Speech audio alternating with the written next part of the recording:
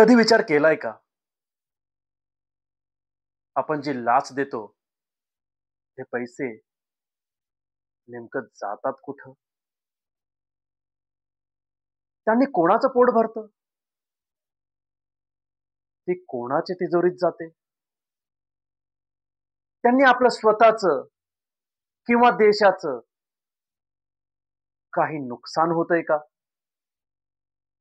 कधी विचार केलाय का?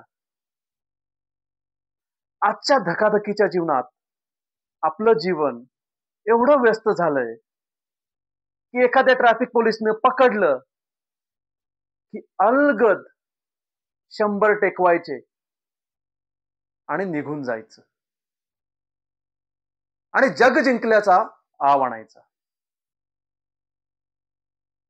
असं असताना देखील आपल्या मुलांना शिकवायचं, शिस्तपालन म्हणजे काय?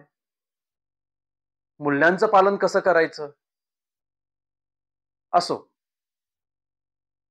हे सगळं बघून मला नाना पाटेकर यांचा यशवंत चित्रपटातील एक डायलॉग आठवतो. तो असा, ऊंची दुकान फीका पकवान खद्दर की लंगोटी चांदी का पिघला 100 में से 80 बेईमान फिर भी मेरा देश माना. यामध्ये नाना म्हणाले, 100 में से 80 बेमान फिर भी मेरा देश महान. पण ते आता 100 राहिलेले नाहीयेत. त्यांनी 90 पार केलेली आहे. आता असं म्हणावं लागेल, 100 में से 90 से भी ज्यादा बेईमान फिर भी मेरा देश महान. कारण पूर्वी भ्रष्टाचार लपून छपून दबक्या पावलाने मागच्या दाराने यायचा आणि आजचा भ्रष्टाचार सरळ सरळ थाटामाटात वाजत गाजत पुढच्या दाराने येतो आणि त्यालाच गोंडस नाव दिलेलं नाही, प्रोफेशनल सर्व्हिसेस. आता प्रोफेशनल सर्व्हिसेस म्हणजे काय? तुम्ही ड्रायव्हिंग लायसन्स काढलं असेल, ते तुम्ही स्वतः काढलं नाही, त्यासाठी तुम्हाला कन्सल्टंटकडे जावं लागलं. त्यांनी तुमच्याकडून प्रोफेशनल फीज घेतली आणि तुमचं लायसन्स दिलं. आता हे लायसन्स ऑनलाईन एका क्लिकवर तुम्हाला मिळू शकतं,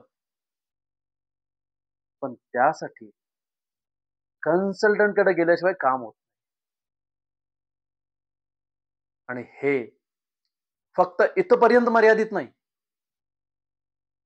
समाजाच्या प्रत्येक स्तरावरती प्रत्येक सरकारी कामामध्ये हे प्रोफेशनल फीज घेतली जाते. आणखी एक उदाहरण, जेव्हा एखादी व्यक्ती कारखाना सुरू करते तेव्हा परवाना घ्यावा लागतो. त्याला फॅक्टरी लायसन्स असं म्हणतात. आणि त्यासाठी अथॉरिटी आहे directorate of industrial safety and health. आता ती अथॉरिटी सांगणार की अमुक अमुक कन्सल्टंट कडून तुम्ही लायसन्स घ्या. म्हणजे तिथं देखील ऑनलाईन एका क्लिकद्वारे तुम्हाला लायसन्स मिळू शकतं. पण नाही, तिथेही तुम्हाला प्रोफेशनल फीज मोजावी लागते. आणि हेच प्रोफेशनल फीज म्हणजे आजच्या काळातील ऑर्गनाइज्ड भ्रष्टाचार.